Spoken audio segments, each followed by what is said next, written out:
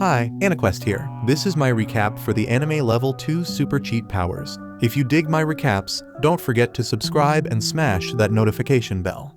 This story takes place in a messed up world where humans treat demi-humans like straight up slaves. Our main dude Banaza, though, he's got a different vibe. He's all about being nice to the demi-humans, but the humans hate him for it. Even the demi-humans warn him to stop being kind. But Banaza ain't having it. He wants everyone to get along, but not many folks feel the same.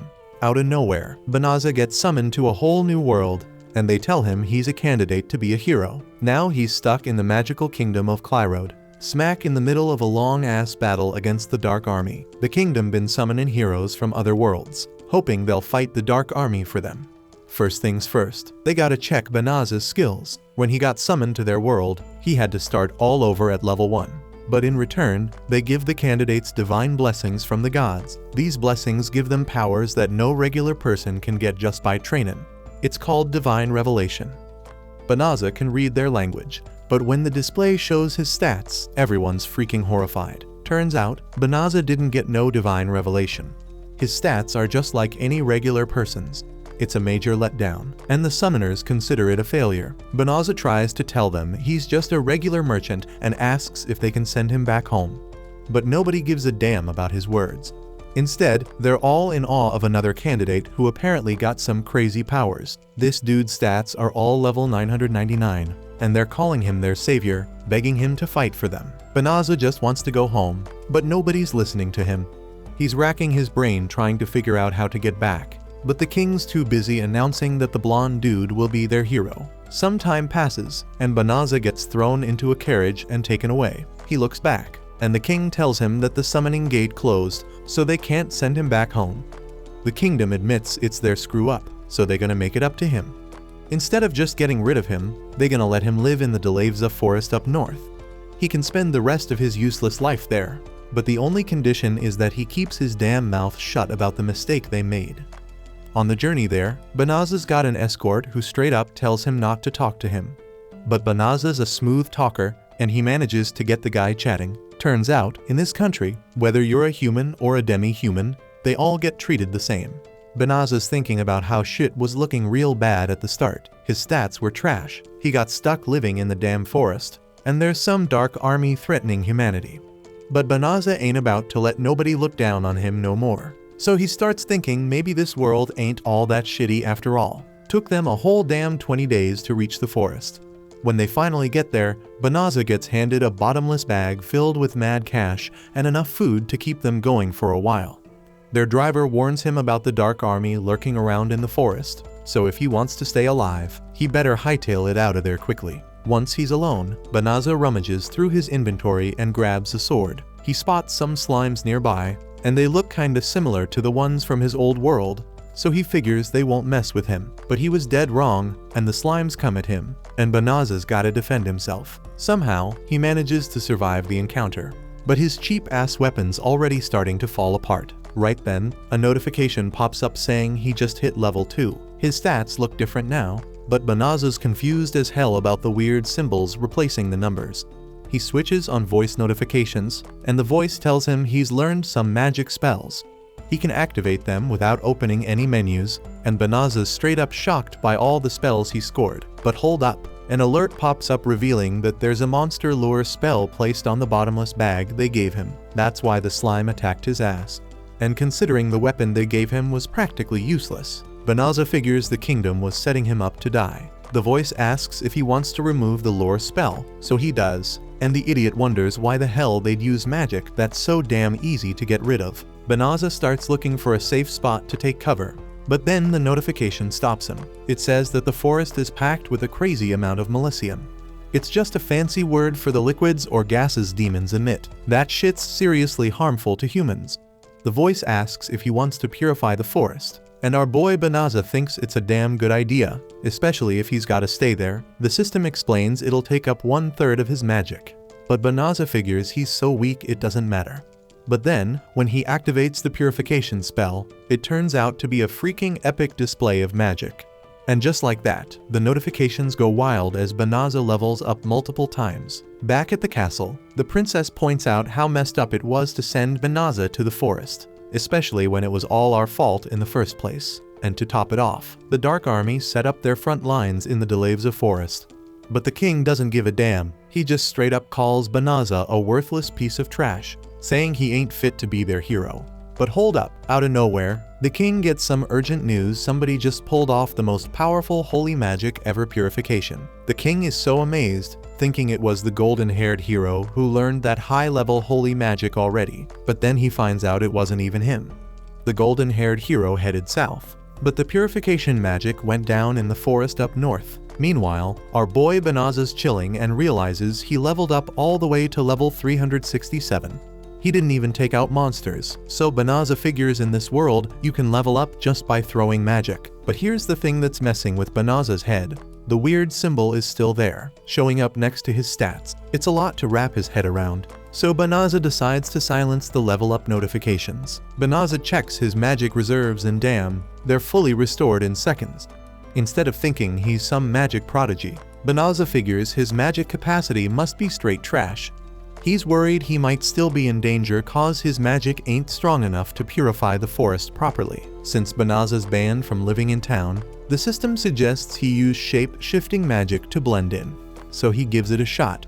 First, he tries changing his gender, but that ain't working for him, so he switches to something that suits him better. Then the system recommends teleportation magic, so Banaza teleports himself right into the city. In his old world, teleportation was some high-level sorcerer stuff, but here it seems like everybody can do it. Smart-ass Banaza thinks he can teleport back to his old world, but nope, that shit doesn't work. So he looks for a guild to make some money. Becoming a merchant might be tough since he's a newbie, so he hopes to find an adventurer's guild. That way, he can do some monster slaying or take on transport quests. Lucky for him, the system gives him directions to the guild. When he gets there, they break it down for him. Adventurers get ranked based on their achievements. The higher the rank, the better the rewards and tougher the quests they can take. It's pretty much like guilds in his old world. So Banaza decides to sign up, but he can't use his real name. So he goes with Fleo instead. Fleo wants to make that cash fast, but his rank is too low to earn much dough. Right at that moment, Fleo catches wind of a girl who needs an escort to the Delavza forest. Problem is, she ain't got much cash to offer. And to make matters worse, word on the street is that the Dark Army got a base right smack in that very forest. Ain't nobody willing to take her, but she is desperate to help her family that lives near there. Some adventurers straight up shove her aside because they're annoyed, so Fleo offers to take her. She explains that she doesn't have much to offer, but Fleo says it's not a big deal since he has been there before, and he can just teleport them there. Everybody's jaws drop when they hear him say he can use teleportation magic. They think he's lying, and don't believe he can pull off such a rare skill. Fleo's clueless and surprised cause he figures it ain't even a beginner spell, and it didn't drain much of his mana. Then this royal knight named Balirosa comes in, demanding Fleo back off from the girl. She declares that Fleo doesn't look like a skilled enough sorcerer to use such an advanced spell, so she is suspicious of him. Her crew's just as skeptical, accusing him of having some shady plans. Fleo realizes he can't afford to raise suspicion, so he offers to take them all with them. They find a hidden spot so he can teleport them, but Balirosa warns him not to pull any funny business. Fleo teleports them in an instant, and they're all shocked. Teleportation alone is mind-blowing, but Fleo took them hella far. They start wondering if he's some badass sorcerer from the top ranks, but Fleo just tells him that he's a rookie adventurer who can use a bit of magic. They all apologize for treating him like trash before, and Fleo's just glad they ain't suspicious of him anymore. Then the young girl notices that the forest ain't covered in that thick Melicium layer anymore. Fleo prepares to tell her what he did, but his system warns that it's dangerous to inform a demon about him using purification magic. Fleo's hella confused about this demon talk, but Balirosa and her crew start pointing their weapons at the girl. The guild been suspecting her, so Balirosa demands she show them her true form. At first, the girl acts all scared, but then she straight up shocks everybody by revealing her true self. Her name's Fenris, and she's the lil sis of Fengirl from the Infernal Four. She unleashes enough Melicium to bring all the girls down, and Balirosa's mind is blown cause she didn't expect the girl to be a demon connected to the Infernal Four. Fenris impressed by Fleo, seeing he ain't affected by the Melicium, so she decides to save him for last. Fleo manages to rescue Balirosa, but he knows he can't bounce himself while protecting the other 4 girls. But then Fleo taps into his teleportation powers and gets all the girls out of there. Even he's impressed it actually works. Fleo don't know why he ended up here, but he ain't gonna let himself get wiped out before he can do shit in this new world.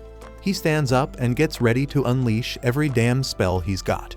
Fenris tries to stop him, but the dude ain't having it. He busts out this spell called Meteoric Leap and launches himself into the damn sky. Even he's surprised at how smooth that move was. Then he pulls out another ability to defend himself. Fenris ain't no slouch either. She starts teleporting around to dodge Fleo's whirlwind, but Fleo ain't playing. He hits her with a gravitational spell to keep her locked in place. Fenris is straight up stunned by how powerful this dude is. Fleo's scrambling, going through all his spells, trying to find one that'll restrain her. His system suggests he use subjugation magic, which basically enslaves the target and lets Fleo control them. Fleo refuses to use magic like that, but time is running out as Fenris is about to break free. She keeps throwing spells at him, but Fleo's system keeps nullifying them. It's only a matter of time before she busts loose, so the system keeps pushing Fleo to use subjugation magic. But Fleo keeps rejecting the idea because he just got to this world and doesn't want to bring that kind of corruption from his past world. Then out of nowhere, Fenris admits she don't have the magic to break free and straight up tells Fleo to end her life. Fleo refuses to do it as he explains he ain't even into fighting in the first place. Fenris is shocked when he sets her free. She lets him know she's a warrior of the demons, always clashing with humans. But Fleo doesn't give a damn if she's human or demon. He just ain't down to eliminate someone who's already surrendered. Fenris is blown away by his kindness, and she transforms back into a human, dropping her beast form. Fleo offers to let her bounce, but he wants her to promise she won't mess with humans no more. He checks his bottomless bag for some clothes for her, but she's drained from using her magic and falls asleep. That night, Fleo takes a look at all the different types of magic he's got. He wonders why people find it hard to believe he can teleport and why his magic is so damn powerful. Fenris wakes up wondering how she lost, even though she's resistant to magic. She realizes Fleo healed her while she was knocked out and points out that most folks would have took her out and skinned her, but Fleo didn't, so she promises never to fight humans again. And Fleo showed such insane power that she decides to acknowledge him as her master. She vows to dedicate her life to repay him, but Fleo says it's okay.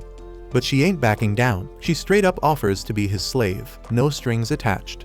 Fleo ain't about that slave-owning life, but she determines that if she can't serve him, then there's nothing left to live for. Fleo stops her and finally gives in, letting her tag along. Later, Fleo spills all the deets about how he got summoned and failed to become a hero because he had 0 skills.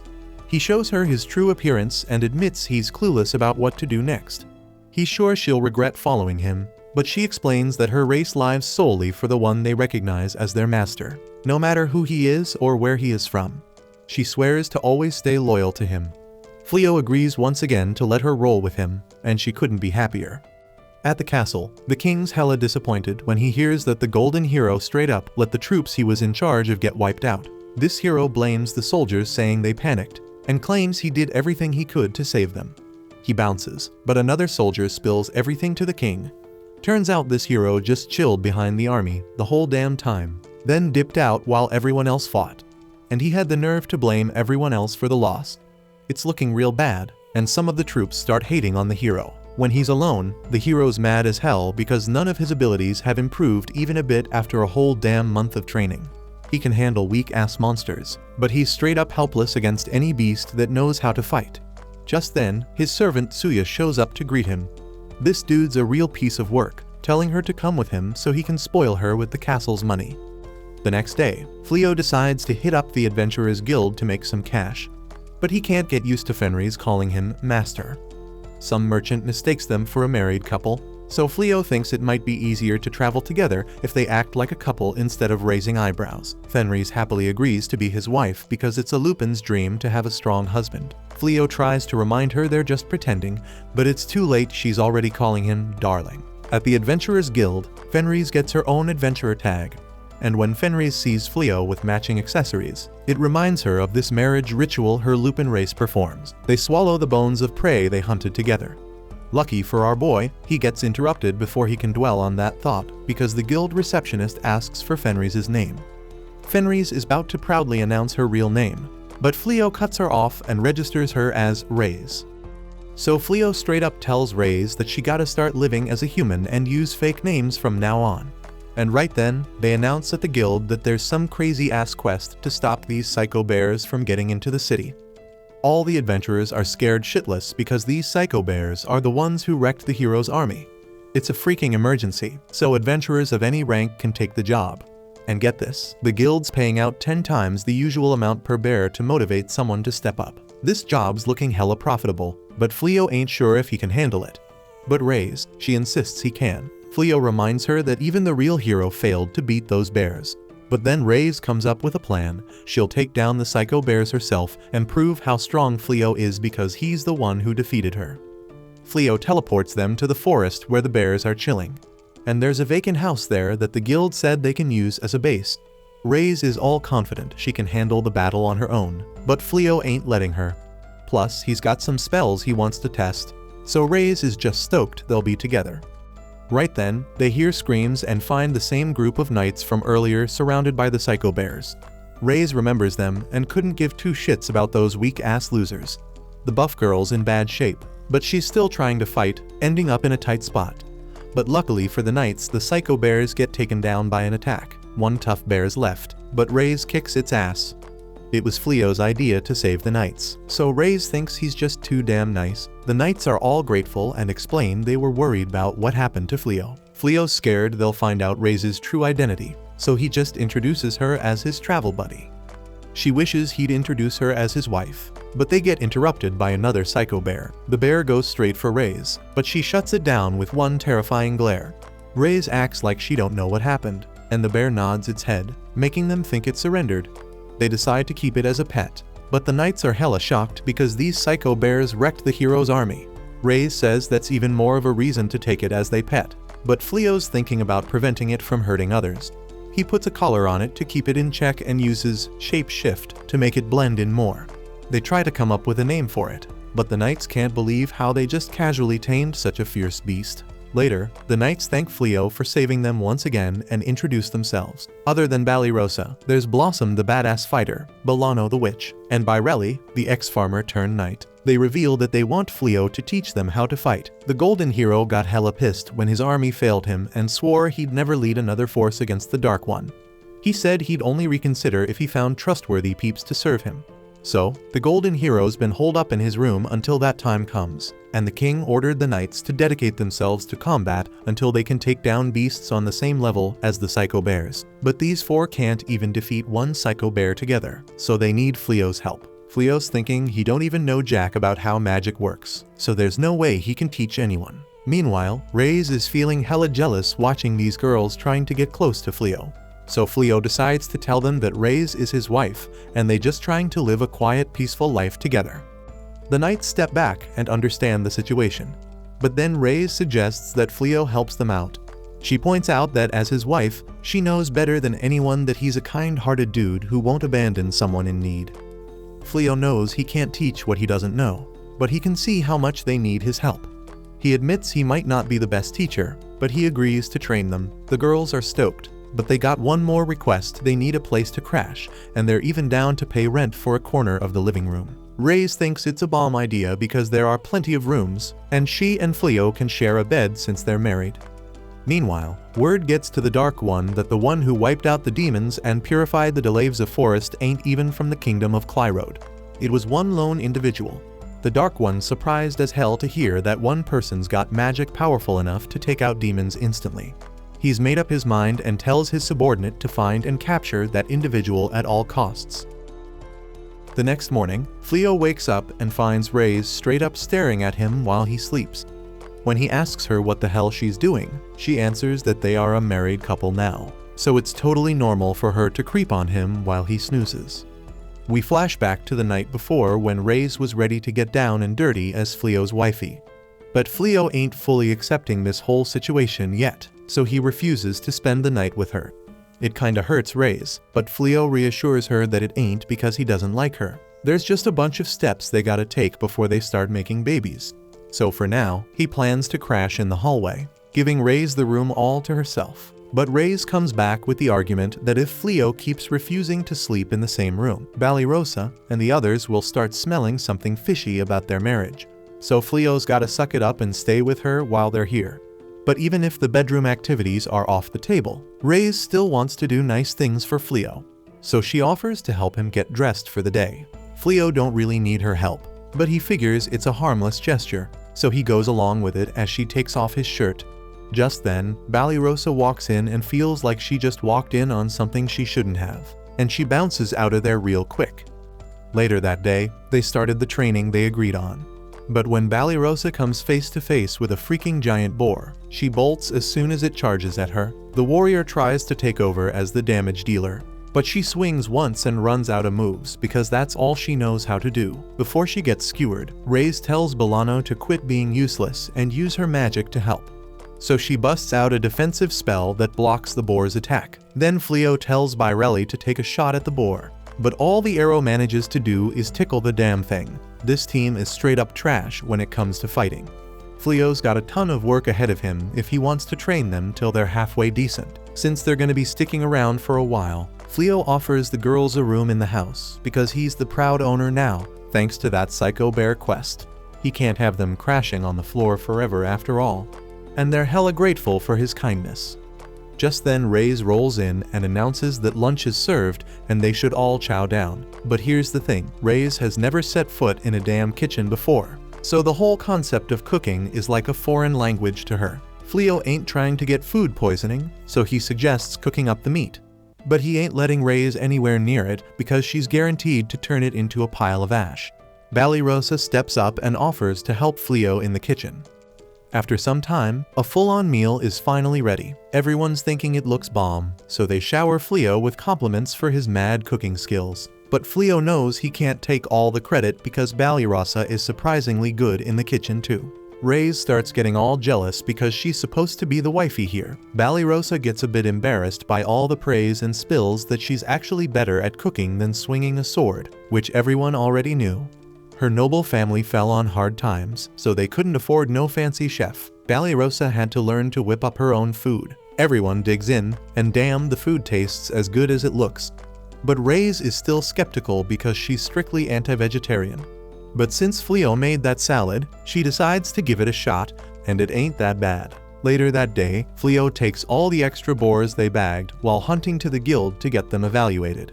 And damn, he's starting to turn heads because he makes taking down those massive beasts look like a freaking walk in the park. While they wait for the guild to assess their loot, Reyes asks Fleo if it's cool for her to head into town for a bit. He's cool with it because she says she got some business to handle. Plus, he gets approached by this guild employee named Lilith who wants to chat anyway. So they agree to meet back at the house later. Once Fleo bounces, Reyes is all determined to start her own training arc of becoming a gourmet master. Meanwhile, Fleo's chatting it up with Lilith, who spills that our boy has become hella famous in town for his mind-blowing achievements. Word of his strength has even made its way to the palace, and they're offering him a job to work under the hero. They want to make him an honorary knight and help take down the demon lord once and for all. But the thought of dealing with the palace again is giving Fleo major bad vibes. To the folks in this world, taking down the demon lord is like the highest honor ever. But Fleo ain't from this world, so why should he give a damn? He straight up tells Lilith that he ain't interested in any hero business and has no plans to join the fight against the demon lord.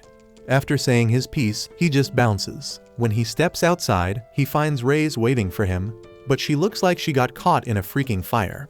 Fleo's mad worried about her well-being. Turns out while she was away, she tried taking a cooking class to win Fleo's heart, but she underestimated how damn hard it is to follow a recipe, and things didn't turn out so hot. But she ain't giving up. She's determined to keep trying till she can whip up a meal that ain't total shit. Meanwhile, back at the castle, Blondie is hell-bent on recruiting these badass adventurers he heard about in the guild. He wants them to do all the hero work for him. As a result, Fleo and Reyes keep getting unsolicited requests to join the hero's crew, but they shut them down every single time. It's gotten so damn annoying that Reyes is thinking about getting a little violent with the rejections so they get the message. But Fleo knows the messengers are just doing their job, so they shouldn't suffer the consequences.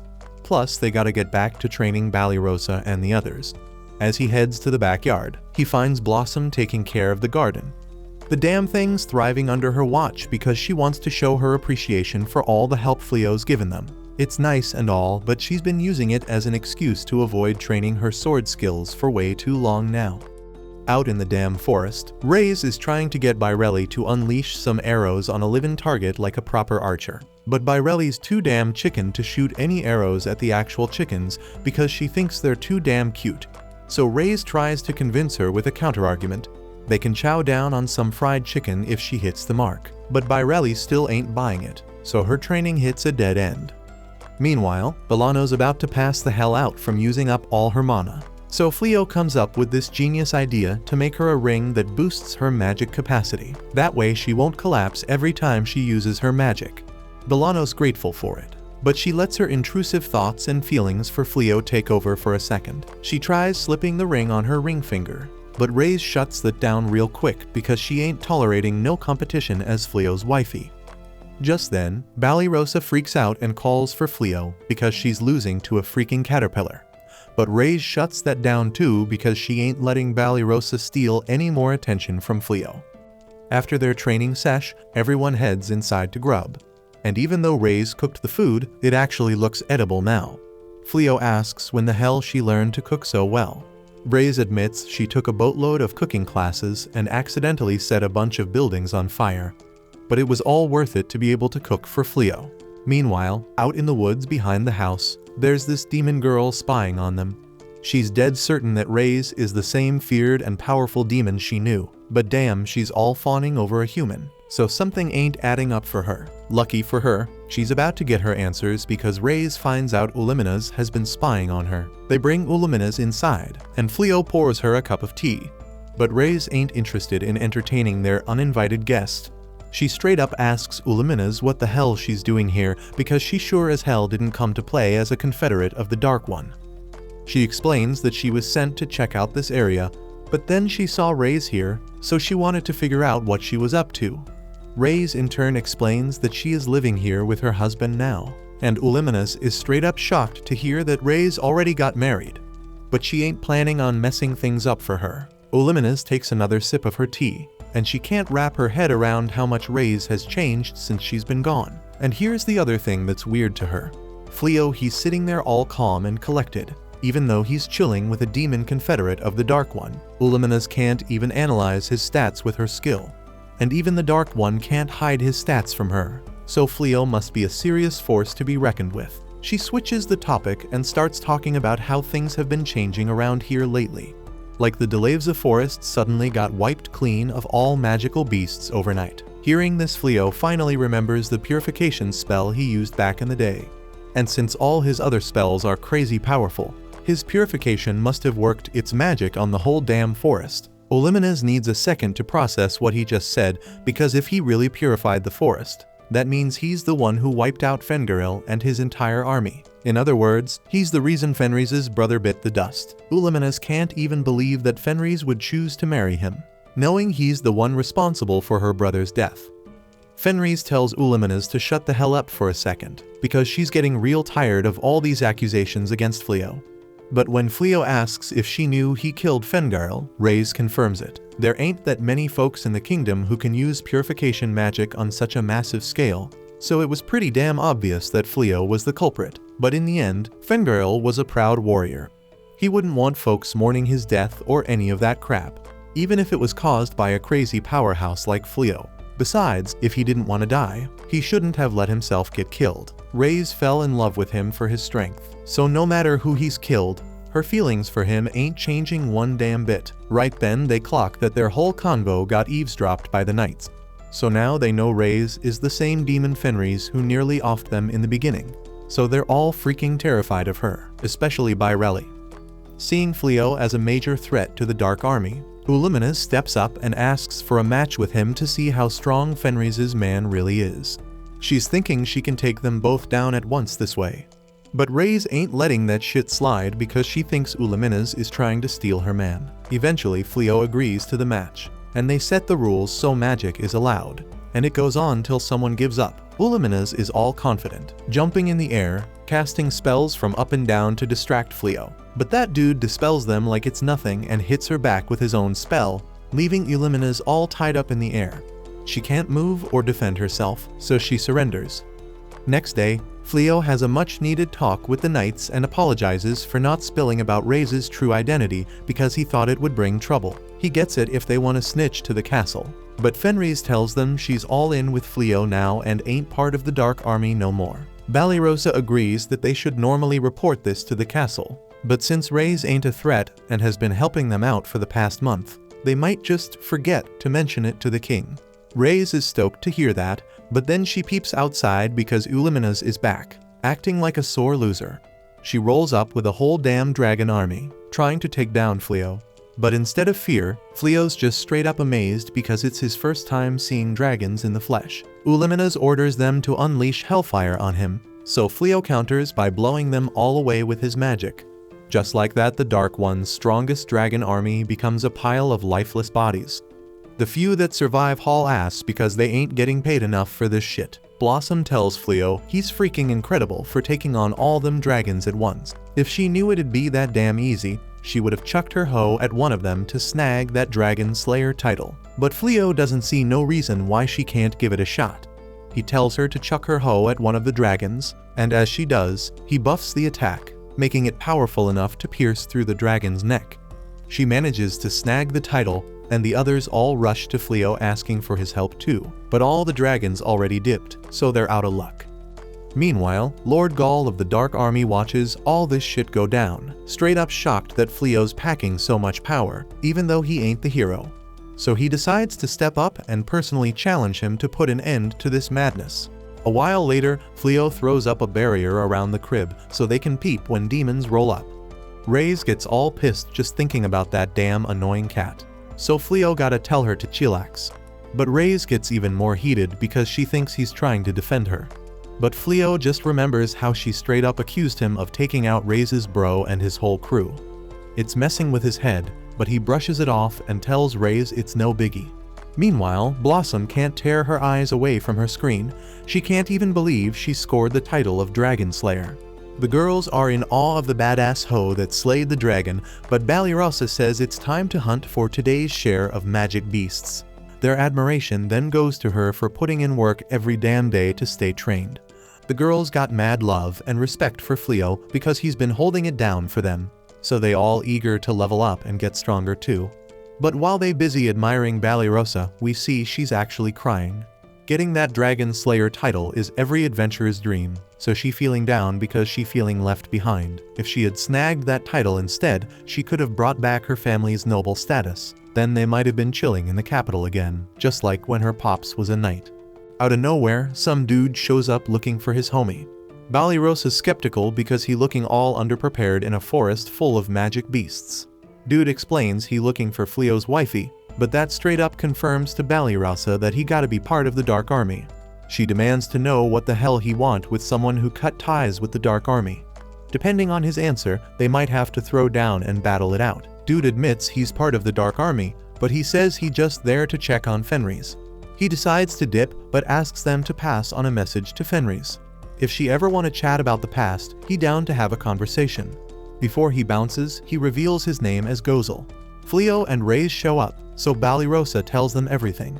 Ray's knows exactly who the dude is and can't believe he picked such an obviously fake-ass name. Fleo explains they came because his barrier caught a demon. Balirosa's straight up shocked to hear that his display screen said the person she was talking to was the Dark Lord. Ray's confirms it, dropping the bomb that his real name is Gaul. Balirosa starts trembling in fear after hearing that. She did raise her sword to the Dark Lord, so she damn sure the demons will be coming for her. The next day, Gozel gets invited to chill at their house, and the dude is straight up shocked at how chill Fleo is around him. Balirosa ain't used to Gozel's presence, so she's straight up terrified. Then Gozel spills that his visit has something to do with Illumina's. Balirosa's part of the meetup too, but she's clueless as hell about why. She's scared as hell and can't wrap her head around why she gotta sit next to the Dark Lord. Ray's jumps to the conclusion that the Dark Lord there for revenge, but shockingly, he reveals that he actually came to ask Fleo to join the Dark Army. Fleo calmly shuts that shit down, and Gozel ain't expecting that. Gozel assumes Fleo is living in the forest because he want to oppose the humans. But that ain't it. Fleo just doesn't think it makes sense for him to ride with humans just cause he is one of them. On top of all that, Fleo straight up spills to the Dark Lord that he ain't even from this world. He doesn't even know why the humans and demons are beefing. Reyes never bothered explaining it to him because Fleo simply don't want to fight. Gozel admits it's unlikely anyone knows the true reason behind the war. That shit has been going on for 500 years, starting back when the first Dark One took charge. The first Dark Lord came from some other world to take over this one. Demons who were getting oppressed by humans at the time accepted him. Ending a war that's been going on this long ain't gonna be easy, but the ideals passed down through 12 generations of Dark Ones have changed. Gozel, the current Dark Lord, ain't got no interest in ruling the world. But then Gozel busts out a crazy amount of power. Dude declares he's still the king of the demons, and he can't let someone who poses such a threat to the demons fall into the hands of the humans. Gozel warns Fleo that he better take that as advice and join the Dark Army. But Fleo stays calm and explains that Gozel's seriously overestimating his abilities.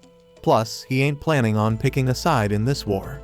Gozel eases up on his power and finds it amusing to see how determined Fleo is. He impressed and points out that Fleo probably had the same determination when he rejected the king. Gozel gets ready to bounce, but makes it clear he ain't given up. Gozel can't wrap his head around how freaking crazy it is to come across a human who ain't even flinching at his badass self. And he ain't just talking about Fleo, he talking about Banished too. The other girls roll up checking on Banished, wondering if she is good, but she's straight up frozen from shock. When she wakes up the next morning, Banished shocked as hell to see Gozel back in the crib, munching on Reyes' breakfast. Reyes straight up tells him to leave once he done eating. Gozel keeps insisting that Banished join him, but she dips to get dressed instead. Later Banished tries to sneak away, but Gozel tracks her down. Dude wanna talk, but she bounces off to training. Day after day, Gozel keeps showing up at the crib, and Banished keeps coming up with excuses to dip out. But Gozel ain't taking the hint, he just admire how hard she working. At the castle, the king gets word about some mysterious demon visiting Fleo all the time. King gets all pissed because Fleo has been ignoring his summons, and now seems like he's riding with the Dark Army. King plans to send soldiers to snatch up Fleo, but the princess tells him to hold up. She thinks if they wrong about Fleo, their actions might push him straight into the arms of the Dark Army. She reckons they should listen to what Fleo gotta say and find a middle ground. King shuts her down, and the Golden Hero shows up to back him up. He says they gotta send soldiers to force Fleo to obey their orders. At the demon's castle, Olimenes warns Gozel that going to Fleo's crib so much by himself can be dangerous. But Gozel tells her he trusts Fleo way more than the human king. If there's a chance to get someone as powerful as Fleo on their side, then he swears he gonna do everything he can to convince him. Olimenes mentions the soldiers waiting for his orders, but Gozel ain't made up his mind yet about when they gonna make their move. When he bounces, Olimenes all concerned because some demons talking shit about the Dark One visiting Fleo so much. She wonder if Gozel really going there just for Fleo. Back at the crib, Fleo explains he been thinking about selling gear made from dragon scales. Dude already got a prototype going, but it gonna take more work before it ready to sell. Fleo dead set on making this business successful so they can support themselves. Reyes is wondering if Fleo making the right move by turning down the king's offer. She thinks he could be stacking mad cash and unleashing his abilities to the max. She even wonders if he ain't down to throw down with the demons because of her, but Fleo sets the record straight. He ain't as nice as she thinks he is. The real reason holding him back is that once he discovered his insane power, he ain't feeling the need to fight unless it's absolutely necessary. Reyes point out that's what being kind is all about, and it's one of the things she respects about him. Right then Fleo gets the word that someone has arrived. It's the golden-haired hero, and Fleo gotta tell Reyes not to kick his white ass. This dude lays out two options for Fleo, either become his underling or be labeled as a snitch for the Dark Army, meaning the hero gonna take him out right then and there. The hero feeling all satisfied with his little speech, claiming it's one of the top 3 climactic moments of his whole life. He assuming Fleo's so stunned by his vibes that he can't even speak. He don't blame him, because the hero dead certain that he is gonna become a legend in this world. All they gotta do is take down the Dark Lord, with Fleo as his subordinate. Fleo apologized for the hero bringing a whole crew to his crib, but he straight up explains he ain't choosing sides in this war no matter what. The hero call him a traitor, but the girls point out that this is tyrannical behavior. The hero threaten them saying he'll come after them if they help Fleo. He only offers them freedom if they help him convince Fleo. Fleo get dead serious as he realize he ain't got no other choice. He ain't picking no side, but he ain't down to throw down right here. They gotta leave to somewhere else to handle this. The hero is straight up shocked, but Rei's totally cool with leaving. The other girls want to come with them too, because living together made them realize fighting demons might not be the right move. They are all on the same page, but the hero points out ain't no way they could escape all the soldiers surrounding them. The hero is trying to flex on Fleo, but damn, he is caught off guard when Fleo busts out a teleportation spell. When the spell ends, everyone's jaws drop because they straight up vanished. It ain't just them either, Fleo somehow teleported the whole damn house and fields with them. It's some next level mind-blowing stuff, because who would thought Fleo got teleportation skills on that insane scale? Right then they peep the demon that has been visiting Fleo showing up, so the hero give the order to capture his black ass. Gozel peeps everything gone and he loses it, blaming the humans for it all. Dude's rage is off the charts, talking about teaching the humans a lesson.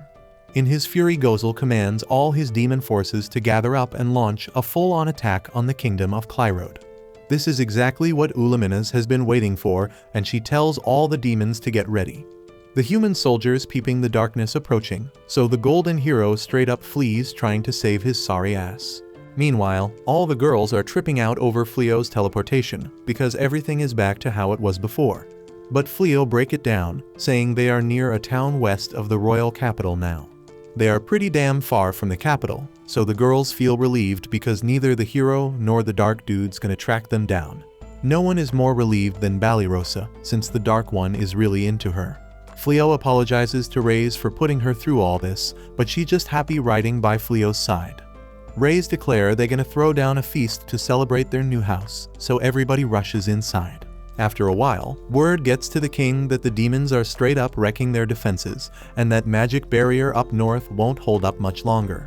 The king gets hella furious and wonders what the hell that golden hero is even doing. This so-called hero keeps locking himself up in that southern stronghold, so the king calls him in. They tell him they gotta gather all the damn mages in the kingdom to cast some purification spell. But the king knows that shit comes with serious consequences. Time's running out, and they can't rely on the hero, so they need the king to make a damn decision. Meanwhile, the Dark Lord gives the order to pull back his troops. Ulaminas says it's the perfect time to keep pressing their advantage. But the Dark Lord predicts that those humans will soon bust out their purification crap, and they can't let their troops get near that shit. We see that the Dark Lord's right, as the king and a bunch of mages cast that purification spell. Back with our hero. He comes home to find Rei's acting even friendlier than usual. Fleo was out looking for stores to sell his gear to and checking out armor prices. Baireli's been thinking about raising horses so she can rent them out for cart pulling. She thinks it could be a steady source of income and wants to chip in for the household expenses. Blossom's thinking the same and plans to sell the veggies from the garden. Balirosa and Bolano feel like shit because they got no talent and therefore no income, but Rei's tells them not to stress. She says taking care of the pack is the pack leader's wife's job. But Balirosa ain't sure how she feels about being part of a pack. Fleo reassures them not to worry because they can just focus on getting better at their combat skills. Back at the castle, we find out the Dark Army retreated because of that purification shit. The magic's gonna last for 3 months, and the Dark Army can't even step foot in that purified land till then. The problem is a bunch of their mages are knocked out cold because they used up all their magic juice. The king is one of them, so the princess steps up and says she'll handle his royal duties till he recovers. Then she shocks the hell out of everyone with her first order, to strip that golden hero of his hero status for the kingdom. Their whole nation's fighting for its damn life, and this dude's been doing jack shit, so it's only right that he loses his status. They ain't got enough mages to summon another hero, so the princess decides to hit up the oracle for some guidance. Turns out the hero ain't taking that news too well. He claims to be the chosen one, and declares that they will beg him to come back when the Dark One attacks, but they just ignore his ass. That night, Fleo points out how much Rei's has been holding it down, and she declares that she would do anything for him. Fleo thanks her for being there, knowing it must be tough for her being around humans all the time. but she falls asleep before he can finish. Fleo starts thinking about how he was thrown into this world all alone. But thanks to Raze, he's got a home and can make it through. The next day, the girls hype up Fleo and Raze to go on a date. Fleo acts all shy about it, but they remind him they're married. On the date, they have a blast doing all sorts of activities. After a meal, Raze wants to make the best of the time they were given, so they go to the town market. Fleo offers to get her whatever she wants because she has been so helpful. Raze reveals she's never been given a gift before, so she excitedly looks for something. Fleo picks out a brooch and tells her she looks beautiful. Dude gets all embarrassed though and quickly says he was talking about the brooch. Later that night, the other girls start wondering what's up with Raze because she's been staring at that brooch for hours. It's a clear sign their date went well, and all the girls are low-key jealous. Now Fleo wakes up all shocked because Raze has made her way into his bed. They had a long day, so he lets her stay, but he knows he won't be able to sleep. Back at the castle, we find the hero has straight up broken into the treasury. He's pissed about the princess taking away his hero status, but he's glad to hear Tsuuya still calls him a hero. She's got faith he'll come back to his role someday, so she'll keep serving him. Dude ain't down to live as a regular old commoner in this world, so he's on the hunt for something that'll help him kick the Dark One's ass. He's the chosen hero, so once he defeats the Dark One, he can live his life as a damn champion. He starts thinking about how Fleo can use magic he can't, and he wishes he had more power. Out of nowhere, this voice straight up says if the hero wants power, he gotta set her free. The voice leads him to some secret room and tells him she can grant him any damn wish he wants. So the hero grabs his sword, but Tsuuya can't hear the voice and it's messing with him. The voice starts provoking him to draw the sword, asking if he's scared, but hell no, he's insulted by that question. So he goes ahead and draws the sword, unleashing this crazy burst of power. Then this spirit named Haya shows up and says he's the one who freed her, so she's gonna grant him 3 wishes. She promises to give him whatever he desires, and he gets this sneaky smile on his face, ready to ask for his first wish. Meanwhile, back at the castle, the princess meets up with the oracle. She's explaining how messed up this situation is because they gotta find a solution before the effects of the purification spell wear off. But all of a sudden, these weird collars pop up on everyone's necks, interrupting their conversation. The princess knows exactly what this means, so she sends troops to the treasury to catch the intruder. The oracle drops the knowledge that those collars are called the collar of sacrifice. There's some spirit out there granting wishes but taking people's heads as payment. Everyone's straight up shocked because who the hell would agree to that? The princess spills that a long time ago, the king of Clyrode asked the spirit to defeat the Dark One. But in exchange for granting the wish, it's said that half of all living things on the continent got sacrificed. And then to seal the spirit away, the mages in the kingdom combined their powers at the cost of even more sacrifices. But now someone's gone and broken that seal, asking the spirit for a wish. Everyone's freaking terrified about losing their heads, so the princess says they only got until the spirit grants the wish. She asks the oracle for a solution, and the old lady does her thing. She reveals they gotta find the true hero, and this hero's already been summoned. Everyone realizes this must be the adventure the king was trying to recruit as an ally. The oracle spills about where they can find the hero, but the princess ain't down to split up their forces protecting the land just to go look for him. Instead, she says that she will go herself. Now we back with Fleo, and he out here trying to sell his dragon scale shield. The shop owner is straight up impressed, saying he heard a rumor about a ton of dragon meat showing up at the butcher in town. Fleo ain't spilling about the dragons, but he does mention that his materials came from the same source. This owner's all hyped up about that info and offers to pay whatever Fleo asks for the shield. In return, he wants Fleo to bring him any other goods he gets from that source. Fleo's down with a deal, but now he needs a solid dealer to sell goods made from magic beast materials. The owner's happy to help and tells him about the other dealers. Ballyrosa's straight up amazed by Fleo because he's showing off mad skills. Not only did he craft a dragon shield, but he also locked down a dealer and a steady route to sell more of them. Raze probably explains that Fleo used to be a merchant, so Ballyrosa's all jelly because Raze got him as her husband. Raze ain't feeling that vibe though, so Ballyrosa explains she just wishes she had a man like him. Raze tries to cheer her up by saying the Dark One's into her, but that ain't helping. Reyes is stoked to see Fleo making moves and accomplishing so much, but it also bums her out a bit because it means they'll have less time to chill together. Reyes got one request though, and she asks Fleo to spend time with her whenever he gets the chance. Fleo agrees, but then they both get straight up shocked when Fleo's system warns them about a spirit coming their way.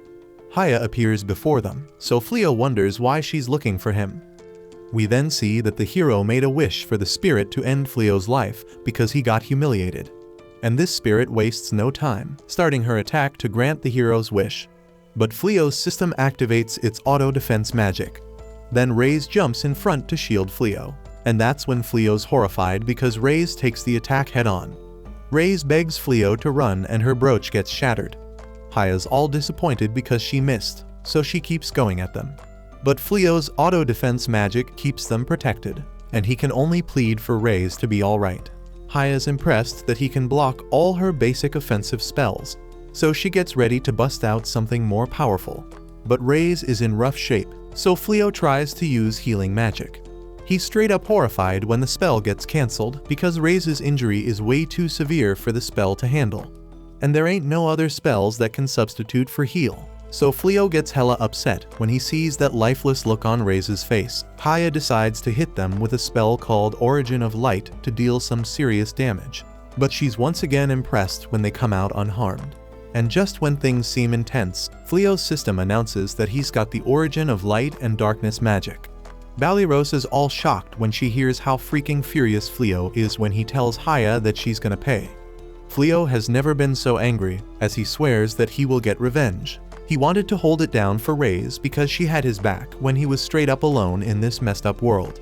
And he might have suggested getting hitched just so she'd be his slave, but damn, she way happier than he ever imagined. And even though she knew Fleo was the one who took out her brother, she still chose to love him. But even after all she did for him, he still couldn't protect her. So right now, the only thing on his mind is making Haya pay for her actions. Fleo taps into his time magic to bring Reyes' body back to its original state, although it isn't able to bring the dead back to life. And damn, Haya is shocked that a regular human can use such insane magic. But she ain't got much time to process that because Fleo straight up punches her in the face. Haya gets launched backwards, and she can't believe someone got the audacity to punch a being who mastered all types of magic. But Fleo doesn't give a damn about her fancy title and straight up stomps her into the ground. She tries to use Origin of Darkness magic to defend herself against Fleo, but he straight up cancels that shit out and grabs her by the head. She can't believe Fleo got the power to cancel it out. So as he lifts her up by the head, she uses her appraisal on him and sees that he got an infinite number of stats at his disposal. Fleo then slams her into the wall and delivers a gut punch that knocks the shit out of her. And no matter how much defensive magic she throws, it doesn't do shit to stop his relentless attacks. At the same time, it looks like Reyes wakes up, and Balirosa checks if she is good. She says she is fine, but she wondering what went down because she ain't got a scratch on her body, even though she should be 6 feet under. Balirosa explains that Fleo used his magic to help her recover. But right now he is so damn furious that he beating down Haya non-stop. And if you thought Reyes was gonna step in and stop him, you dead wrong because she loving it. It brings her joy that Fleo showing no mercy for her sake. And physical attacks ain't supposed to harm a djinn. But Fleo is so damn powerful that rules don't mean shit to him. He could probably kill her with his bare fists. But Reyes remembers when Fleo saved her ass and straight up told her he ain't into all that fighting stuff. He ain't down to kill nobody who surrendered. So now she feeling all confused about Fleo doing this for her sake. By now Haya got her confidence knocked to the curb, so as Fleo grabs her neck to finish her off, she begging him to spare her life. But mercy ain't an option because Fleo's still convinced she murdered Reyes. But before he can break Haya's neck, Reyes comes running up behind him, saying he needs to chill. She said that it's real nice to see him getting so fired up for her, but she can't let him compromise his principles for her sake. He has this rule about not taking out someone who surrendered, and she doesn't want Fleo to lose himself. Fleo snaps out of it and realizes Reyes ain't a cold corpse because her body is still warm. They hug it out while Haya is still knocked out on the floor. Meanwhile, the princess just rolled up near the town looking for Fleo. But the mages she used for teleportation looking hella weak, barely recovered from their mana drain. The princess actually gives a damn about her people, so she tells the guards to make sure their mages stay safe while she goes hunting for Fleo. But it ain't gonna take long because they just gotta ask around for him. Right then, the sacrifice collars get wrecked, and the princess knows it only means one thing: Jin failed to deliver the wish. Back at the castle, things looking real dark for the blonde loser because the treasury all locked down by guards. No way for him or Suya to make an escape. He running out of dumb ideas, and Suya is scared shitless because if they get caught, they will surely be executed for what they've done. The blonde loser can't believe he got played by Haya, thinking she gonna grant his damn wish. But then this other voice echoes out of the creepy hidden room. Even it shocked Haya couldn't come through with the wish. The voice takes control of Suya's body because she has been floating around without a physical form for a century. First thing she do is change Suya's outfit to something she prefer. Blondie still trying to figure out what the hell going on. So the woman introduces herself as Damalinas, the Grand Magus of Midnight. And since Haya failed to grant his wish, she gonna hook him up with the power he been itching for. Although she never said he going to be cool with how he getting that power. Damalinas hops on that beast Blondie and bounces out of the treasury, all set to get back at the damn nobles who locked her away. But as she dips, she peeps the teleportation circle the princess used to look for Fleo, and figures it must have been their escape plan because they knew she was coming. So she jets off to wipe out every damn noble in the land, even their kids and grandkids. Meanwhile, Fleo just patched up Haya, and once she wakes up, she straight up begs for forgiveness because she ain't down to throw hands with Fleo anymore. She realizes Fleo saved her sorry ass, but that's only because Reyes managed to survive in the end. Now they gotta figure out what the hell to do with her, because handing her over to the guards won't do jack since she's stronger than them. Fleo thinks they could just lock her up in the castle treasury like before. But Haya doesn't get how the hell Fleo knows where she came from. He knows because while Haya was knocked out, he used his spell to dive into her memories and saw everything from the moment she got unsealed to Blondie's wish to have Fleo taken out. He knows she's a djinn who grants wishes, but it comes at a damn high price. So if they just send her back to the castle, the same crap might go down again one day. So Reyes suggests they make Haya Fleo's servant. Fleo tries to brush off the idea, but Reyes shuts him down and mentions she damn well knows he ain't looking for no servant. But they can't trust the castle to keep Haya under control, so they gotta keep her close. Plus Reyes loves how strong she is, so Fleo gives in and agrees to let her join them. But he asks Reyes if she's really cool with it because Haya kinda killed her back there. Reyes is pissed no doubt, but at the end of the day, it was her own weakness that let Haya beat her in the first place, so she can't hold a grudge. Since Reyes ain't mad at Haya, it doesn't make sense for Fleo to stay pissed forever. He reaches out his hand and says as long as Haya promises to never take another life again, he forgives her. Haya is straight up shocked because humans hold onto hate and resentment like it's their life force, all because of their desires that make them willing to sacrifice others. She grabs his hand and swears to serve him with her whole damn being, giving him every ounce of power she's got. And Fleo apologizes for going too hard on her during their fight. But Haya tells him there's no need to apologize because honestly she kinda enjoyed it. Reyes can sense some Fleo-related shenanigans brewing in Haya's mind, but Haya denies it. Putting that aside, Fleo realizes he's caused quite a mess in the town. But since time manipulation magic worked with bringing Reyes back to life, he figures it might be able to restore the town to its original state too. However, before he activates it, Haya asks him not to use that kind of magic again.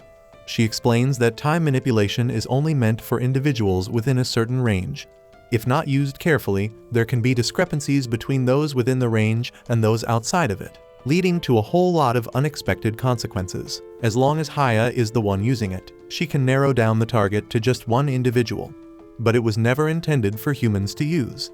So Fleo wonders why he has access to a spell like that. And Haya believes it's because he's a supreme being. As a supreme being, his skills are limitless, and with limitless skills, he can tap into a magic called Epiphany. It lets him learn any magic and all related types of magic if it's used against him once. So when Haya attacked him, he learned all the magic a djinn can use. But as she mentioned earlier, messing with time manipulation magic is hella dangerous. So she asks him to refrain from using it again. Fleo agrees not to play around with that spell so recklessly, and instead, he decides to use a repair spell to fix all the damage in the town. Later, Fleo heads back home and introduces Haya to the rest of the girls. They're all freaked out by the idea of having someone as powerful as her living there. Since Haya doesn't really have a place to call home, Fleo figured she might as well stay with them. But that doesn't exactly reassure the others.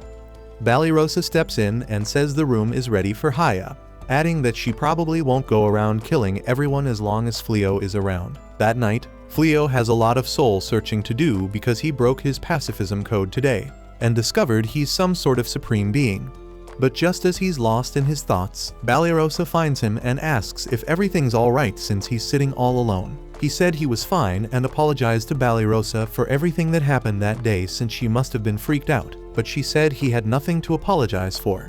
Fleo admits he's got some insane power, but he's clueless about how to properly use it. Balirosa can't help him out either because wouldn't know what to do either. Lately, she's been realizing that some folks she thought were enemies are actually cool as hell, and some people she thought had her back turned out to be straight up trash. So she's confused as hell about why she's training to get stronger because she has no clue who she should fight. She's grateful she met Fleo and Reyes because they opened her eyes to the fact that life ain't all black and white. And chatting with her seems to lift Fleo's spirits a bit. Fleo heads to his room and spots Reyes deep in thought, so he asks her what's up. At first she doesn't say nothing, but then she grabs Fleo's hand and flips his ass onto the bed, and she asks if he's gonna go back to his original world. Fleo's mad confused by the sudden question, but based on what Haya said earlier, he's got all the spells that a djinn should have, which means he's got the power to go back if he wants. But if he's gonna dip, Reyes wants to roll with him. She doesn't care where they end up, as long as she's by his side. And after realizing how much she wants to be with him, Fleo straight up says he ain't going back to his original world. That place still got mad discrimination against demihumans, and it'd be hell for Reyes to live there. But he ain't leaving her behind either.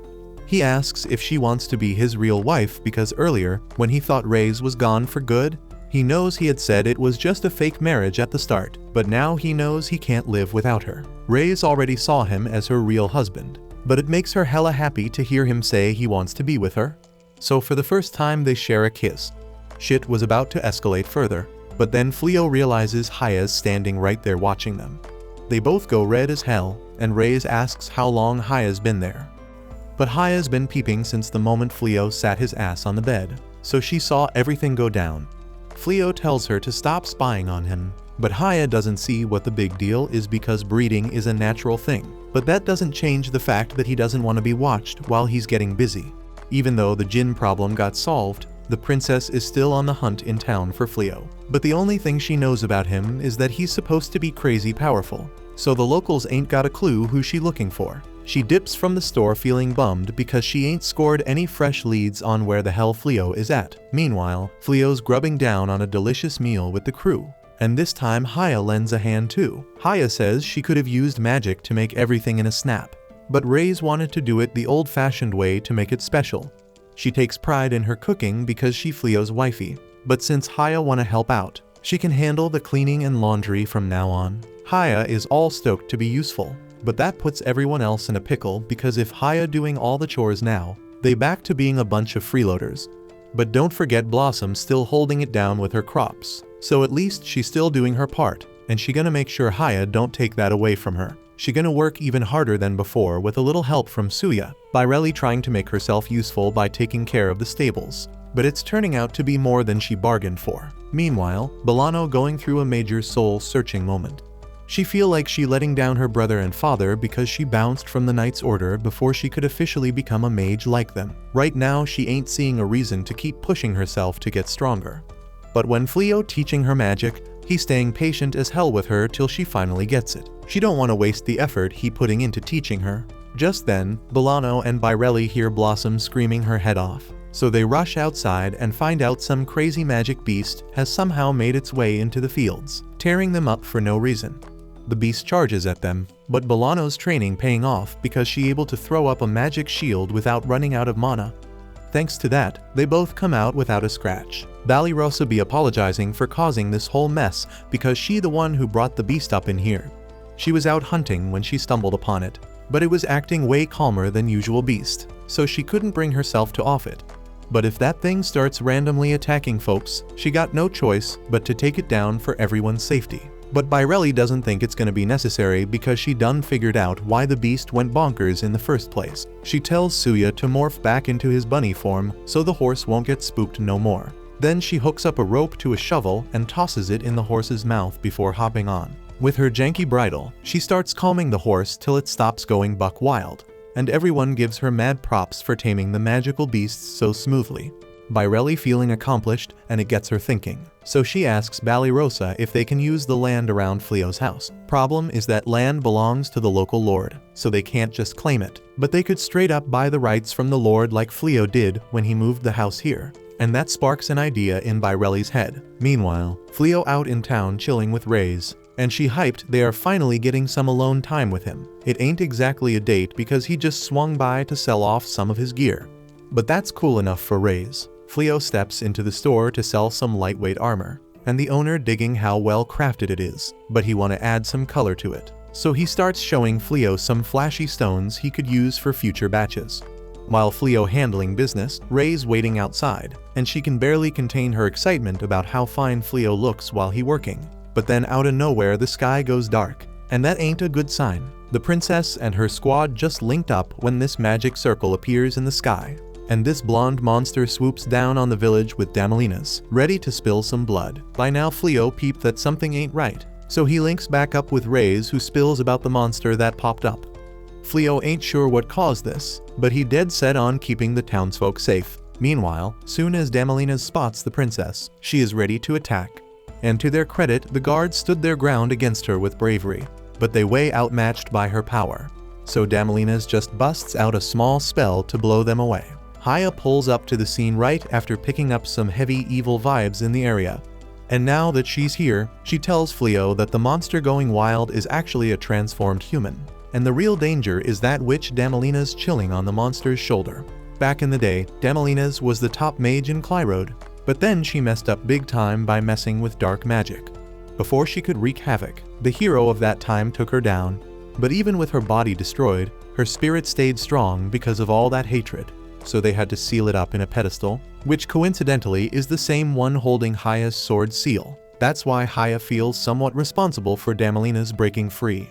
Even though it was hella dumb for the royal family to think it's a great idea to seal two major threats in the same place, Haya tells Fleo she wants to handle Damalinas herself, and Fleo ain't got no objections, but he reminds her that keeping the people safe gotta be the #1 priority. Meanwhile, Damalinas is straight up laughing at the princess because she only got one guard left standing. And even though his legs are shaking like crazy, he deserves a raise for his dedication. The princess recognizes Damalinas from the history books, so she knows she's in deep trouble. And Damalinas wants to savor every moment as she gets her revenge on the royal family. But before the princess gets flattened, Haya busts out a fire spell to shield her. Damalinas can't believe Haya got the nerve to stand in the way of her revenge, but Haya couldn't care less about Damalinas' plans because she's just doing what her master wants. Damalinas ain't backing down, so she throws a lightning spell at Haya, but it ain't doing a damn thing because Haya blocks it with one hand. Haya's at the peak of magic in this world, and since Damalinas is a being of this world, no matter how powerful she may seem, her magic won't ever harm Haya. Since magic ain't working, Damalinas switches it up and gets the blonde monster to try stomping on Haya while she casts another attack spell. But it still ain't affecting Haya in the slightest. Damalinas is straight up desperate, so she goes all out with her dark magic to make that blonde monster even bigger, so she can wreck shit up big time. And damn, it would have caused some serious chaos if her spell lasted more than 3 seconds. But Fleo comes running and saying he saw the evil-looking spell being cast, so he had to cancel that shit with his release magic. Haya says sorry to him for not taking care of Damalinas quickly enough and for causing him so much trouble. But Fleo ain't holding it against her at all. Haya still wants to make it right though, so she asks if she can finish off Damalinas.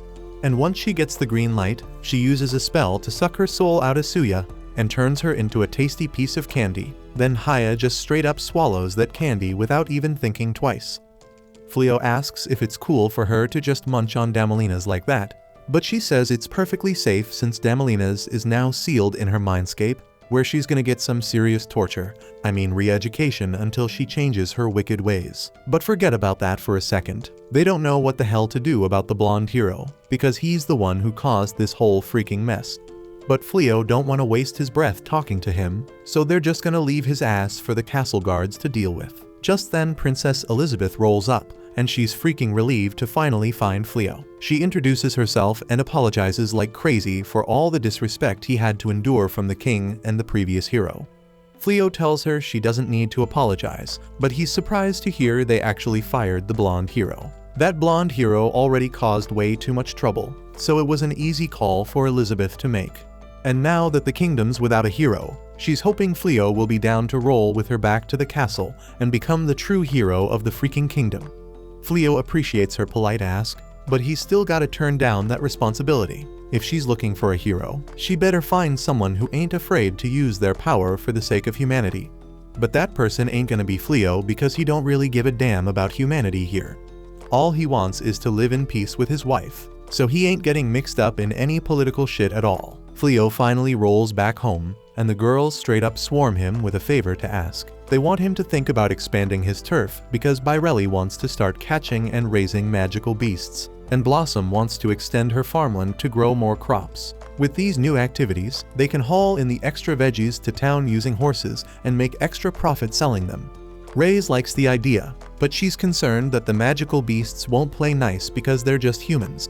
So she thinks it might be smarter to stick with horses instead. Bairelli thought about it, but keeping horses ain't cheap. Plus, if she lets the magical beasts roam around in a big open field for a while, they'll probably chill out and be peaceful. Fleo's down with the plan, so he says he'll go talk to the local lord to get permission, and the girls appreciate it. But Bairelli says they want to handle the negotiation and buying on their own to properly contribute to the house.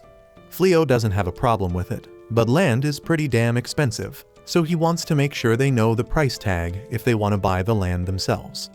After some quick calculations, the girls are blown away by the numbers, and they can't believe land's still so damn expensive way out in the countryside. Fleo explains that since he arrived, demons stopped showing up, so the land prices shot through the roof because it's safer now. The girls start thinking about selling all their stuff to afford the land, but Fleo tells them ain't no need. He'll pay for the land himself since he'll be part of the house. He's gonna be part of the house anyway, so it's only fair the house owners buy it. He'd be happy if they just took care of the land for him, but the girls ain't feeling like they would be contributing much in that scenario. So instead, they settle on a deal to pay Fleo 30% of the profits they make from using his land. The girls are stoked with the arrangement, so they all jump right into working on the new land once Fleo seals the deal.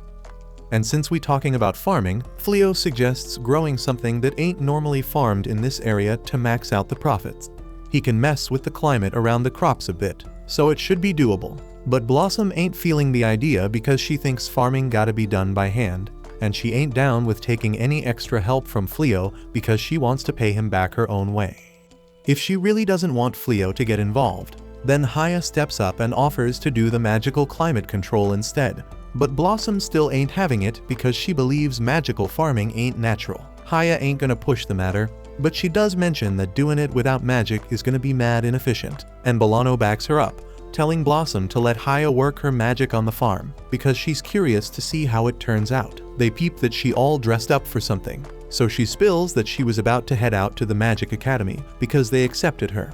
She wanted to go there to relearn magic from the ground up, but after the application test, they thought she was legit enough to become a teacher there.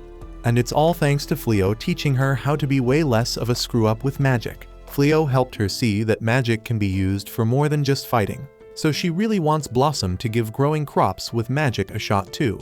And after a bit of persuading from Fleo, she finally gives in. Now everyone's doing their part to bring in some dough for the house, except for Balinrosa, who's still technically a freeloader. While watching them, Fleo tells Reyes that he's also been thinking about something long-term, and his goal is to open up a shop one day. Reyes loves the idea and promises to spread the word to all her crew so they'll show up on the grand opening day, and she'll make sure they all take human forms because her homies are demons.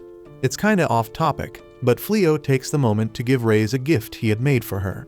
It's a wedding ring, and he wants her to accept it to officially mark their marriage. And she happily agrees. In other news, that blonde loser got locked up in the castle dungeon, and he's likely gonna get executed for all his crimes of breaking into the castle treasury, unleashing some serious threats, and worst of all, having a hella annoying voice. A while later, Balinrosa starts picturing herself in a freaking wedding dress, but then she spots Ulimanas showing up to congratulate her. And that's when she realizes this dream is straight up her worst nightmare because she's supposed to marry the Dark One. He tells her she can call him Gozul because there ain't no need to be all formal now that she's his wifey. And to make it a grand occasion, the whole demon army jumps in and tells her they're gonna step up their game to take over the world, just so they can give it to her as a wedding gift. But Banished starts backtracking like crazy because she doesn't want no damn world. But then the Dark One interrupts her and grabs her chin, going in for a kiss. And that's when she wakes up from this messed up nightmare. She's relieved it was all just a nightmare. But now she's wondering why the hell she's dreaming about the Dark One marrying her when she never even considered being in a relationship with him. Banished starts freaking out because she knows this means there's gonna be more drama with the Dark One real soon. But the others couldn't care less, telling her to keep her panic attack to herself because they trying to get some sleep. The next morning, Banishd's still feeling drained from all the screaming she did the night before. So while they're all baking together, Reyes asks if she's alright. Banished plays it off, saying she's cool, but she didn't get enough sleep because she's been having some messed up dreams lately. Even without Banished spilling the deets about who's in her dreams, Reyes figures out she must be lovesick. Reyes believes dreams show what a person desires the most. But here's the kicker, that means Banished must secretly want the Dark One, and she ain't trying to accept that. The other girls hear the word love, and they drop whatever they're doing to rush into the kitchen, all ears for the juicy details about who Banished is crushing on. Their detective skills are on point because they immediately figure out it's the Dark One she's secretly in love with. It makes sense to them because Gozul been showing up all the time just to see her. But Banished is still in denial, claiming Gozul was only here to meet up with Fleo, like it had nothing to do with her. However, the squad knows for a fact that Gozul was straight up here for Banished, because he would dip if she wasn't around. Banishd's got no more excuses to explain his actions, so she's coming to terms with the idea that he might actually be feeling her. The crew suggests she talks it out with Gozul, just like Fleo and Reyes did, thinking she could bridge the gap between humans and demons. Although she may not want to marry him after just one day like Reyes did. Now that she brings it up, nobody's ever heard Reyes spill about how she fell for Fleo in the first place, and they all hella curious, so they gather around and ask her what made her fall for the dude. Turns out Fleo's chilling in the room and hears every damn thing Reyes says about him, and he's feeling hella embarrassed right now. But his embarrassment gets interrupted when one of his alarms goes off. He set up a barrier around the village to keep demons out and protect the town, but something managed to slip through. Haya confirms their suspicions, saying she senses the power of a demon nearby, so it's gotta be a sneaky demon that made it in. The crew asks if the village's gonna be in danger, but Fleo ain't sure if this demon's a threat yet because they ain't caused no harm and didn't wreck the barrier. So for now, he just wants everyone to keep an eye on the town and make sure nothing bad goes down. Meanwhile, over in the palace, the princess gets some crazy news. When Fleo turned down her offer to be the official hero of the kingdom, he made it clear he wanted to stay neutral in all the drama between humans and demons. But he gave her a bag of gold coins he got when he first rolled in and asked her to use them to rebuild the damaged city. The alarming part in all this is that the gold coins Fleo had ain't in circulation among the public. And as far as her advisor knows, they only gave those coins to one person before, and that would be Banished, the dude they summoned as a hero and then kicked to the curb right away. Her advisor suspects Fleo and Banished might be the same person. And if that's the real deal, it ain't a surprise why Fleo wants nothing to do with the royal family. Before anything else, she wants to formally apologize to Fleo for how they treated him when he first rolled up. While she's racking her brain trying to figure out what to do, a guard shows up and drops some messed up news.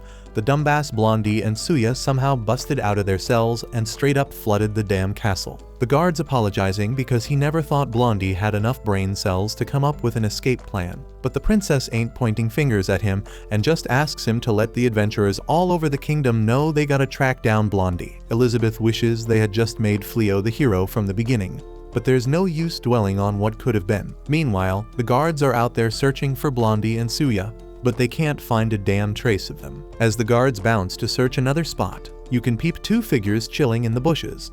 Suya's straight up pissed because they've been on the run since they busted out of those cells. Blondie's putting the blame on Haya for not being able to grant his wishes, so now he's looking like a straight up criminal. Suya points out that he straight up escaped prison and swiped shit from the castle treasury. But Blondie's still trying to make excuses for his actions. Yeah, they might have escaped prison, but he's claiming he never actually stole nothing. But that's straight up bull because in the middle of all the chaos, he jacked a magic bag. Accord to Blondie's twisted logic, that ain't stealing because he's just taking what the kingdom owed him. They agreed to hook him up with enough cash to live the good life once he was done being a hero. But that means he had to do something heroic in the first place. He thinks it's only fair he gets to keep at least one magic bag. But now that he thinks about it, he ain't even checked what's inside. He peeks inside the bag and damn to his horror, there ain't a single dollar in there. All he finds is a bottomless water pouch and a treasure chest. The treasure chest at least piques his interest, so our hero pulls it out, thinking maybe he can sell whatever's inside and make some money. But when he pops it open, he finds some shit called a drill bulldozer shovel. Right then, the guards catch wind of their position because of the noise they made, so they all start hauling ass straight for the damn bush they've been hiding in. But when they get to the damn bush, there ain't shit there. Blondie and Suya pulled a slick move and straight up dug their way underground. They're hella impressed with that shovel's power.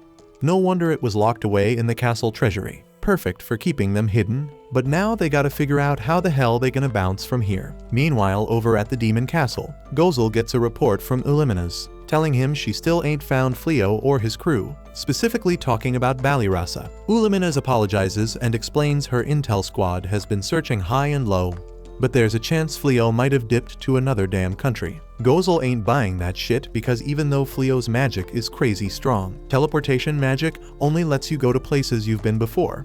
Ain't been that long since Fleo got summoned to this world, so ain't no way he had time to visit another damn country. Even if that's the case, Uliminaz can't help but question why they putting so much focus on finding Fleo instead of pushing forward with the army and taking on the humans. No matter how badass that purification magic is, if they bring enough magical beasts to the border, they can flood the area with Milicium again and open up some damn paths into the kingdom. If they act now, they might even bring down the whole damn castle. Gozel's had enough and reminds Uliminaz that Fleo can handle purification magic all by his damn self. So even if they cut through the purification and attack his new house, he can just spam that damn spell and kick them out. That's why they gotta find Fleo first. But Uliminaz still worried because the people be getting restless over Gozel not fully committing to the war effort. So Gozel gets up from his throne and starts walking over to her. Uliminaz fears she did piss him off, but he actually just apologizes to her for not being down to do what she thinks is necessary. He don't see the point in sacrificing so many of their comrades just to beat some damn humans. Uliminaz finally understand his views now, but damn, someone was straight up eavesdropping on their conversation, and by the look of those glasses she's going to be trouble later on. She goes and spills to Uliminaz's brother Uagard, and he's pissed. Not only is Gozel holding back on pushing the army forward, but he's also talking about adding some human named Fleo to the demon army. The demon tries to explain that Fleo supposedly has some insane power, but Uagard couldn't care less and puts his foot down. It doesn't matter how strong he is, because if he's a human, they just gotta take him out. The demon agrees with his logic, so Uagard declares he's taking over as the Dark One because his brother ain't fit to lead the demons. Back in the kingdom, Fleo just finished up shopping with Raze, and even though his barrier sensed another breach, things seem pretty chill here, so he ain't too worried. And since they got some extra time before they gotta head home, Fleo suggests they hang out and grab some lunch. But as they're walking, they notice one of their favorite general supply stores is shutting down. They go over to ask Holdy what happened, and she confirms she's closing her store because she can't find a supplier no more. The place she used to go got wrecked in the last battle with the demon army. When they finally get to the restaurant they wish to eat at, they run into Balirasa, and since she's there, she offers to treat both of them to lunch. Raze ain't too thrilled because her romantic lunch with Fleo got ruined, and she's wondering what made Balirasa suddenly want to treat them to a meal. Balirasa explains that her adventure rank recently went up by 1, so she got more reward money, but deep down, she just wants to shake off her thoughts on the demon that's been tailing her. Regardless of her reasons, she still wants to thank Fleo and Raze for all they've done, so Fleo and Raze accept her offer. But before they can go in to eat, Haya shows up all panicky because some crazy powerful being is heading their way. She asks Fleo to step back so she can defend him. And to Balirasa's horror, they all realize it's Gozel. After Gozel shows up, they all head inside to eat, and he explains he came because his intel squad detected some funky magical signatures in the area. It's a damn lucky coincidence they all ended up meeting again. Dude also wants to have a private convo with Balirasa, so she starts stressing like he might be trying to pop the question or something. When the fruit comes through, Gozel starts talking about how he used to love human food and would straight up sneak into spots like this before he went all Dark Lord, just so he could enjoy it. Gozel asks Balirasa if she got skills in the kitchen, but Shorty's too embarrassed to answer. So Reyes jumps in and tells Gozel that Balirasa's a dessert queen, which only makes her even more red-faced.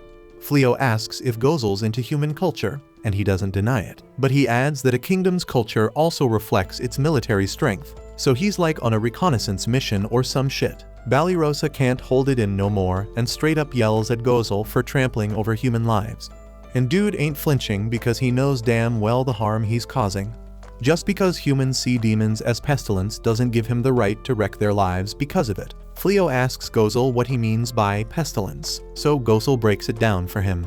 All demons got this malicium stuff in their bodies, but not all of them can control it like Reyes or Gozel. So when a bunch of demons gather in one place, it becomes dangerous for humans. Plus demons are known for being stubborn as hell and always ready to throw down over the smallest thing. So negotiations are like never an option. Gozel peeps the silence and apologizes for killing the vibe, and then bounces for the day. As Fleo and the crew head back home, Fleo's got a lot to think about. At first he was relieved because he didn't see any discrimination against demihumans in this world, but the tension between humans and demons is on a whole another level, and it's messing with his head. And in other news, Blondie and Suya are still trying to climb out of the hole they dug themselves into. Suya's the first one to make it out, but her thickness making it a struggle. And when Blondie asks what the hell's taking so damn long, he hits his face on what bombs Suya's packing, so he gets all distracted, and the pervert falls right back down into the pit. Thanks for watching. Subscribe to not miss the next part.